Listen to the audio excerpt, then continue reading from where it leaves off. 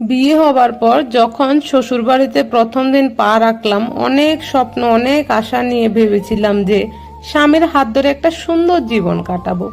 কিন্তু বিয়ের কয়েকদিন পরই শুরু হলো সমস্যা। আচ্ছা, বিয়ের পর স্বামীর ভালোবাসা কি শুধু মায়ের জন্য, নাকি আমাদের স্ত্রীদেরও অধিকার আছে স্বামীর ভালোবাসা? সারাদিন যখন সংসারে গাধার মতো খাটুনি করার পর রাতের বেলা স্বামী স্ত্রী একসঙ্গে একটু সময় কাটাতে চাইতাম, তখনই আমার শাশুড়ি কোনো না কোনো অজুহাতে তার ছেলেকে ডেকে নিয়ে যেতেন। কখনো বলতেন শরীর খারাপ, কখনো বলতেন একা ঘুমোতে ভয় করছে, আবার কখনো বলতেন যে ঘুম আসছে না। আমি প্রথমে কিছু বলিনি, ভেবেছিলাম হয়তো সত্যি মায়ের দরকার আছে। কিন্তু কিছুদিন পর যেতে যেতে বুঝলাম আসলে এটা প্রয়োজন নয়, এটা হচ্ছে ওনার একটা বদ অভ্যাস। একদিন আমি রাতে চুপচাপ কান্না করছিলাম, আমার স্বামী সেটা দেখে জিজ্ঞেস করলো যে কি হয়েছে। তখন আমি আমার স্বামীকে সবটা বলি যে আমি তোমাকে ভালোবাসি, আমি তোমার মায়ের কাছ থেকে তোমাকে কেড়ে নিতে চাই না, আমিও তো তোমার স্ত্রী, তোমার জীবনে আমারও তো কিছু জায়গা আছে।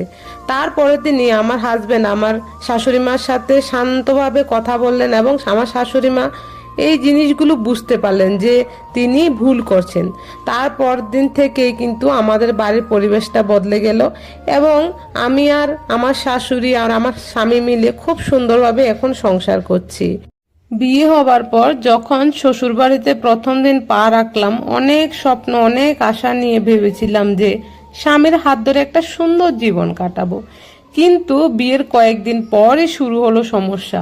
আচ্ছা, বিয়ের পর স্বামীর ভালোবাসা কি শুধু মায়ের জন্য, নাকি আমাদের স্ত্রীদেরও অধিকার আছে স্বামীর ভালোবাসা? সারাদিন যখন সংসারে গাধার মতো খাটুনি করার পর রাতের বেলা স্বামী স্ত্রী একসঙ্গে একটু সময় কাটাতে চাইতাম, তখনই আমার শাশুড়ি কোনো না কোনো অজুহাতে তার ছেলেকে ডেকে নিয়ে যেতেন। কখনো বলতেন শরীর খারাপ, কখনো বলতেন একা ঘুমোতে ভয় করছে, আবার কখনো বলতেন যে ঘুম আসছে না।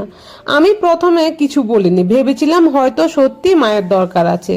কিন্তু কিছুদিন পর যেতে যেতে বুঝলাম আসলে এটা প্রয়োজন নয়, এটা হচ্ছে ওনার একটা বদ অভ্যাস। একদিন আমি রাতে চুপচাপ কান্না করছিলাম, আমার স্বামী সেটা দেখে জিজ্ঞেস করলো যে কি হয়েছে। তখন আমি আমার স্বামীকে সবটা বলি যে আমি তোমাকে ভালোবাসি, আমি তোমার মায়ের কাছ থেকে তোমাকে কেড়ে নিতে চাই না, আমিও তো তোমার স্ত্রী, তোমার জীবনে আমারও তো কিছু জায়গা আছে।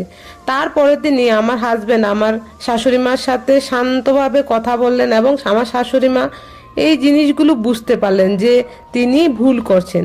তারপর দিন থেকেই কিন্তু আমাদের বাড়ির পরিবেশটা বদলে গেল এবং আমি আর আমার শাশুড়ি আর আমার স্বামী মিলে খুব সুন্দরভাবে এখন সংসার করছি।